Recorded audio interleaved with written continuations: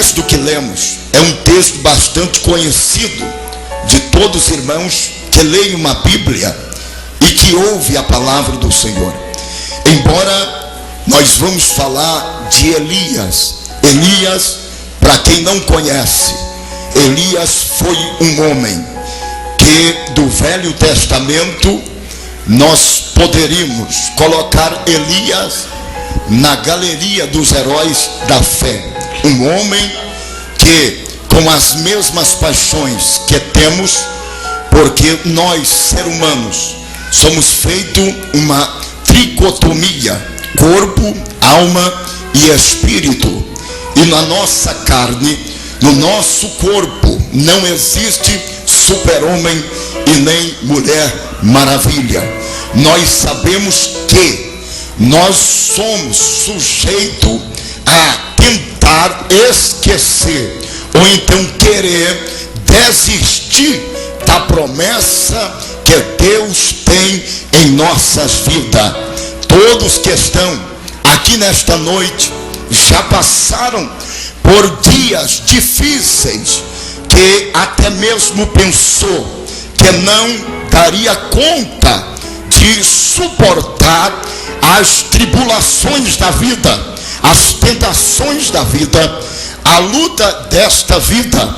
Mas graças a Deus por Jesus Cristo, que o Senhor teve misericórdia da minha vida e da sua vida, e você conseguiu chegar aqui nesta noite. Aleluia. Nós sabemos que nós estamos vivendo em uma época em que muitas propostas, em que muitas lutas, em que muitas adversidades nos convida a chutar o pau da barraca, a meter o pé no balde e desistir de todo o projeto que Deus tem em nossas vidas. Elias era um homem, conhecemos Elias como o Tesbita, moradores de Gileade.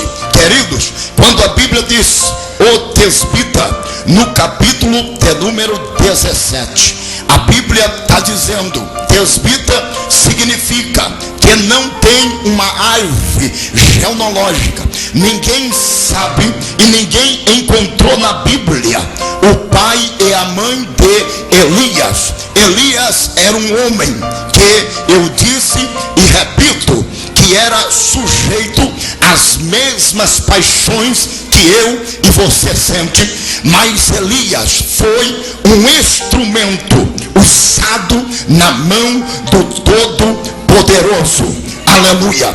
Eu louvo a Deus que o Senhor, Ele olha para as nossas vidas não só vendo o hoje, mas o nosso Deus é o Deus que projeta futuro. Eu não estou falando de predestinação, eu não estou falando de horóscopo, eu não estou falando de cartomante, eu não estou falando de signo, eu estou falando de um Deus que escreveu a minha e a tua história na tábua da sua poderosa mão. Aleluia. E quando Deus escreve a minha história e a sua história, não tem capeta que apaga, não tem depressão que apaga, não tem luta que apaga, não tem problema que faz um homem e uma mulher que tem história de Deus desistir da chamada. Embora nós capengamos na fé, embora sentimos vontade de abandonar tudo, mas graças a Deus por Jesus Cristo, que quando nós pensamos que está tudo acabado, o nosso Deus levanta do trono e a terra é o estrado dos teus pés, Ele estende as tuas mãos e nos dá vitória para vencer. Aleluia. No ano de 2008, este que vos fala a palavra do Senhor, eu e a minha esposa, nós tínhamos um projeto de ter um casal de filhos, e o Senhor ouviu a nossa oração.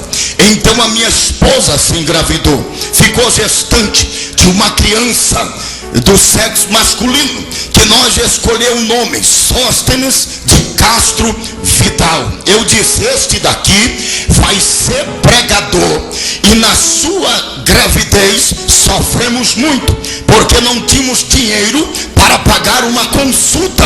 Eu tenho viajado o Brasil em muitas partes, eu nunca cobrei para fazer a obra. Agora, estes dias que eu tenho pedido uma ajuda, um socorro, mas nunca estipulei um valor, porque eu aprendi que o Deus que chama é o Deus que capacita. O Deus que capacita é o Deus que envia. O Deus que envia é o Deus que sustenta. Aleluia. Eu posso aqui nesta noite, querido, terminar este congresso, esta festa do coral e do ciclo de oração, e voltar para minha casa, quem sabe, com algumas esperanças frustradas, com alguns projetos, quem sabe, na minha mente e na minha cabeça, que nunca mais se realizará. Mas o que manda é a história do Todo-Poderoso. A minha concepção, a sua concepção, a sua visão, a sua ótica humana não responde à ótica divina de Deus. Aleluia. Eu quero nesta noite lhe dizer uma coisa, que quanto mais nós procuramos chegarmos próximo de Deus, nós enfrentamos barreira, enfrentamos dificuldade. Quanto mais fiel, mais prova passa. Mas tem uma coisa: maior será o meu e o teu galardão lá no céu de glória. Tem muitas pessoas que terão aqui, mas não terão lá. Mas bendito é aquele que vigia a volta de Jesus, porque receberá o galardão lá no céu. Aleluia. Como nós projetamos, nós pagamos a cirurgia, combinamos tudo. Foi quem sabe, uma expectativa em que o inimigo usou aquela expectativa minha, da minha esposa. Quando nós perdemos o nosso filho, nasce o garoto nasce saudável, com 50 centímetros, 3,470 kg, com os olhos azuis, a cara do pai puxou o olho da minha sogra. Nasce aquele garoto bonito. No segundo dia, eu fui ver ele na estufa, ele estava gemente. Eu olhei para o doutor e disse: doutor, o meu filho tem alguma coisa errada. E ele disse: olha, não tem nada, fica tranquilo. De repente uma enfermeira me chama e disse: o senhor que é o pai? Eu disse: sou eu. Ela disse para mim assim: olha, a sua criança, na hora do parto, ela engoliu muita secreção. Eu creio que este problema está dentro do pulmão dela. E eu chamei o médico e disse: doutor, se o senhor não dá conta, manda para Goiânia. Arrumamos a ambulância, coloquei ele no colo, 320 quilômetros, de Jataí a Goiânia, de Mineiros a Goiânia, 370. Eu com ele no colo e chorando. A minha esposa ficou com a barriga cortada, ainda estava em repouso. No quarto dia, no terceiro dia de nascido, e nós fomos para Goiânia. Eu fui chorando a estrada toda, com a mão na cabeça do meu filho, dizendo: ele não vai morrer, porque tem promessa de Deus. De repente, quando nós chega lá, o médico olha para ele e diz: fique tranquilo. Tirou o oxigênio. Ele deu muitas convulsões. Na ida, quando chega em Goiânia, o médico faz do jeito dele. Nós conseguimos o melhor UTI lá da cidade de Goiânia. Ele ficou, e de repente ele estava com 43% de vida. E esta criança era uma criança esperada, porque nós como queria um filho homem, como queria um casal. E de repente, no quarto dia, 9h30 da noite, o doutor me liga e diz: pastor Wellington, a tua criança veio a óbito, não teve como, ele faleceu. Eu bati os dois joelhos no chão, o canela de taboca ficou na minha frente. Satanás rapaz, o cabeça rachada, ele olhou para mim assim e disse: do que adianta pregar a palavra? Do que adianta orar pelas crianças dos outros e Deus fazer milagre? E você precisou de um milagre. Cadê o teu Deus? Eu disse para você não largar de montar em touro. Eu disse para você que não adianta você ficar apacentando igreja.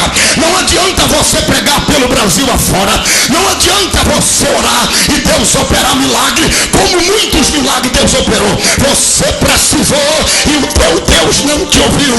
Naquele momento, queridos irmãos, me deu vontade de blasfemar, me deu vontade de rasgar a Bíblia. Mas antes de tomar uma decisão precipitada, eu olhei para o céu e o Santo Espírito de Deus tomou conta da minha vida e disse para mim: meu servo, diga a Satanás que tu perdeste a bênção, mas não perdeste o abençoador. Aleluia! Se você perdeu uma bênção, mas o abençoador é mais importante do que a bênção. Maior é o abençoador do que a bênção. Ei, você que tem sonho falido, você que tem projeto falido, fique tranquilo, meu irmão. É hoje que Deus vai mudar a tua história, porque quando Deus promete, Ele cumpre a promessa na minha vida e na sua vida.